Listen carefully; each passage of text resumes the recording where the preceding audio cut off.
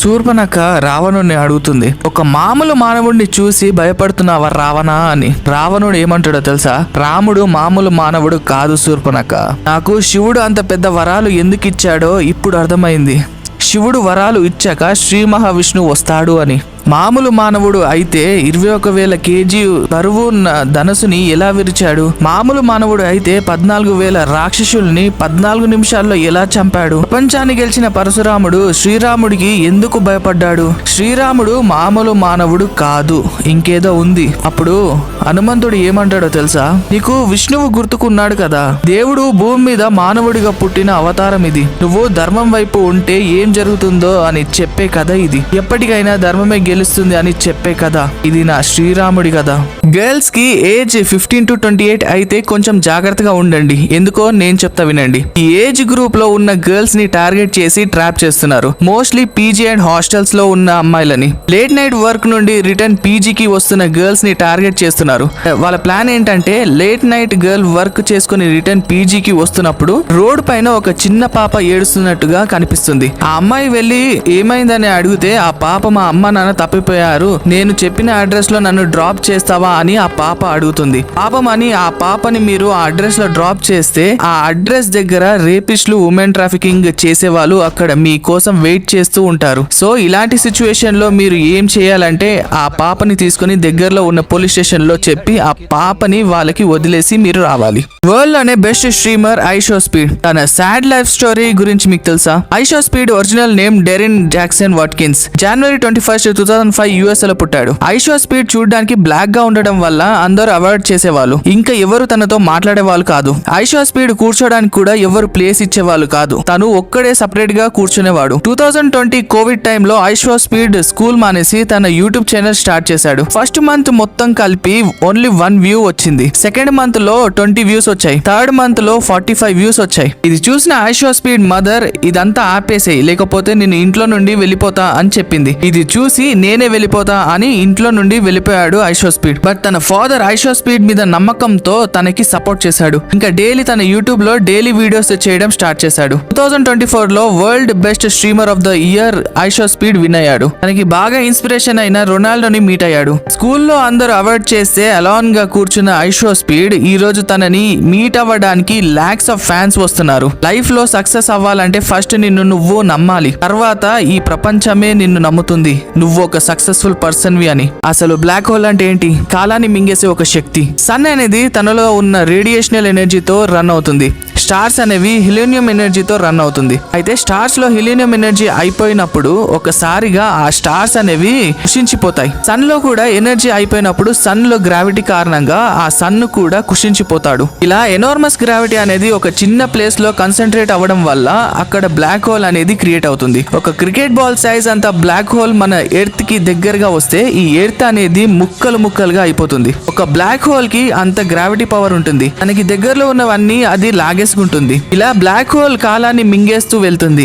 మన పురాణాలలో కూడా ఇదే చెప్పారు. బ్లాక్ కలర్ లో ఉంది ఎవరికి కనిపించని కాళీమాత. ఈ కాలాన్ని మింగేస్తూ ఉంటుంది. సన్, స్టార్స్, ప్లానెట్స్ కి ఎనర్జీ అయిపోయినప్పుడు బ్లాక్ హోల్ ఎలా మింగేస్తుందో తప్పు చేసిన వారిని కూడా కాలంతో ఆ కాళీమాత మింగేస్తూ ఉంటుంది. మా పాకిస్తాన్ సోల్జర్స్ ఏడుస్తుంటే ట్రోల్ చేస్తున్నారు. మీకు భయం అయితే మీరు కూడా ఇలానే ఏడుస్తారు. మాకు భయమా? మీకు ఒక చిన్న స్టోరీ చెప్తా వినండి. Abhinandan Varthaman Indian Air Force MiG-21 bison fighter pilot. ఈయన జెట్ క్రాష్ అయి పాకిస్తాన్ లో ల్యాండ్ అయ్యాడు.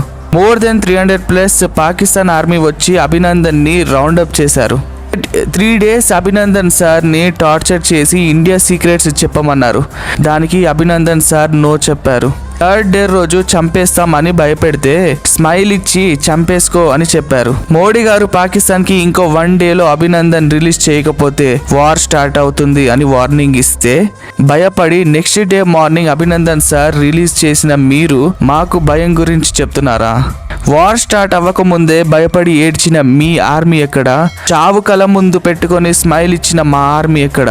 వందలాది మంది బ్రిటిషర్స్ రౌండప్ చేసి షూట్ చేస్తే భయం లేకుండా ప్రాణాలు వదిలిన అల్లూరి సీతారామరాజు పుట్టిన నేల ఇది. మాకు భయం గురించి చెప్పకు. ఉత్తరప్రదేశ్ లో ఉన్న పాకిస్తాన్ ముస్లిమ్స్ మళ్ళీ పాకిస్తాన్ కి వచ్చేశారు. పాకిస్తాన్ ముస్లిమ్స్ ని మళ్ళీ పాకిస్తాన్ కి పంపించిన ఫస్ట్ స్టేట్ యూపీ అంటే ఉత్తరప్రదేశ్. ఎవరిని చూసి ఇంత భయపడుతున్నారు? యోగి ఆదిత్యనాథ్ చాలా మర్యాదగా పాకిస్తాన్ ముస్లిమ్స్ ఉంటే వెళ్ళిపోండి అని చెప్పాడు.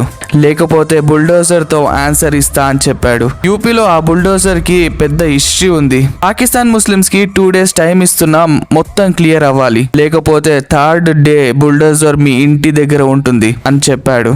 హైదరాబాద్ లో 200+ పాకిస్తాన్ పీపుల్ ఉన్నారు. వాళ్ళని ఐడెంటిఫై చేయాలని అమిత్ షా ఆర్డర్స్ పాస్ చేశారు. ఇండియాలో ఎవ్రీ స్టేట్ లో పాకిస్తాన్ పీపుల్ ఉన్నారని రిపోర్ట్ వచ్చింది. ప్రతి ఒక్కరిని ఐడెంటిఫై చేయాలని ఎవ్రీ స్టేట్ కి ఆర్డర్స్ వేశారు అమిత్ షా. అయితే ఓన్లీ హైదరాబాద్ లోనే 200+ పాకిస్తాన్ పీపుల్స్ ఉన్నారు అని అఫీషియల్ గా రిపోర్ట్ వచ్చింది. ఓల్డ్ సిటీ దగ్గర హై టెన్షన్ నడుస్తుంది. బట్ ట్విస్ట్ ఏంటంటే అఫీషియల్ గా 200+ పాకిస్తాన్ పీపుల్ ఉన్నారు, బట్ అన్అఫీషియల్ గా హైదరాబాద్ లో 18,678+ ఉన్నారు అని తెలిసింది. 1 month బ్యాక్ విజయవాడ సిటీలో ఒక 6,000 మెంబర్స్ ఉన్న ఒక టెర్రర్ గ్రూప్ ని సెంట్రల్ గవర్నమెంట్ ఐడెంటిఫై చేసింది. అంటే పాకిస్తాన్ కి ఇండియా నుండి ఇన్ఫర్మేషన్ వెళ్తుంది. లోకల్ లో ఉన్న పాకిస్తాన్ పీపుల్ ఇన్ఫర్మేషన్ వాళ్ళకి ఇస్తున్నారు.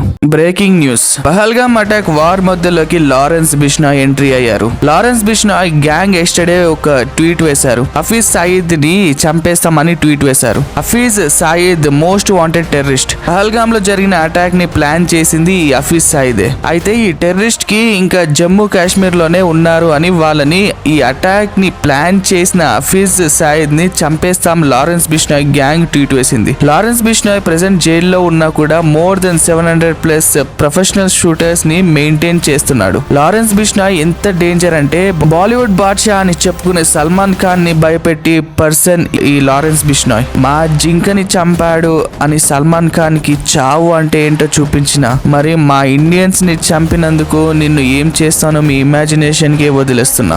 ఎక్కువగా నవ్వడం వల్ల ఏం జరుగుతుందో మీకు తెలుసా? స్మైల్ చేయడం వల్ల డోపమైన్, సెరోటోనిన్, ఎండోర్ఫిన్ వంటి హార్మోన్స్ రిలీజ్ అయ్యి హ్యాపీనెస్ అండ్ రిలాక్సేషన్ వస్తుంది. ఫోకస్ అండ్ క్రియేటివిటీ కూడా పెరుగుతుంది. ఈవెన్ ఫేక్ స్మైల్ చేసినా కూడా అది మీ బ్రెయిన్ నమ్మి హ్యాపీ హార్మోన్స్ ని రిలీజ్ చేస్తుంది. ఒక చిన్న స్మైల్ కూడా 10 to 15 minutes ఫేషియల్ మజిల్స్ ని యాక్టివేట్ చేస్తుంది. అదే జెన్యూన్ స్మైల్ అయితే 43 మజిల్స్ ని యాక్టివేట్ చేస్తుంది. దీని వల్ల ఫేస్ లో బ్లడ్ సర్క్యులేషన్ పెరుగుతుంది అండ్ స్కిన్ నేచురల్ గా గ్లో అవుతుంది. మీరు స్మైల్ చేసినప్పుడు మీ బాడీలో మోర్ వైట్ బ్లడ్ సెల్స్ ని రిలీజ్ చేస్తుంది. సో లాఫింగ్ లో గర్ల్స్ పర్సంటేజ్ వచ్చేసి daily 50 times to 60 times per day వాళ్ళు నవ్వుతూ ఉంటారట. బట్ బాయ్స్ వచ్చేసి 8 to 20 times పర్ డే మాత్రమే నవ్వుతూ ఉంటారట. సో నవ్వకపోవడానికి రీజన్ ఏంటో మన బాయ్స్ అందరూ కామెంట్స్ చేయండి. 13,000 years బ్యాక్ అంతరించిపోయిన డయర్ వోల్ఫ్ మళ్ళీ పుట్టాయి. డయర్ వోల్ఫ్ బోన్ DNA తో పుట్టించారు. డయర్ వోల్ఫ్ బోన్స్ నుండి DNA కలెక్ట్ చేసి జెనెటిక్ ఇంజనీరింగ్ తో 2 wolf ని పుట్టించారు. ఈ ఎక్స్పెరిమెంట్ చేసింది కొలాసల్ బయోసైన్స్ అనే కంపెనీ. ఈ ఎక్స్పెరిమెంట్ ని 18 months లో కంప్లీట్ చేశారు. ఈ కొలాసల్ బయోసైన్స్ నెక్స్ట్ ప్రాజెక్ట్ ఏంటో తెలుసా? డైనోసార్ ని మళ్ళీ పుట్టించడం. $10 billion ఇన్వెస్ట్ చేశారు. ఈ డైనోసార్ ని మళ్ళీ రీబార్న్ అయ్యేలా చేస్తున్నారు. ఈ ఎక్స్పెరిమెంట్ సక్సెస్ అయితే మాత్రం ఫ్యూచర్ లో ఇంకా ఎక్స్టెంట్ అనిమల్స్ అన్ని మళ్ళీ రీబార్న్ అవుతాయి.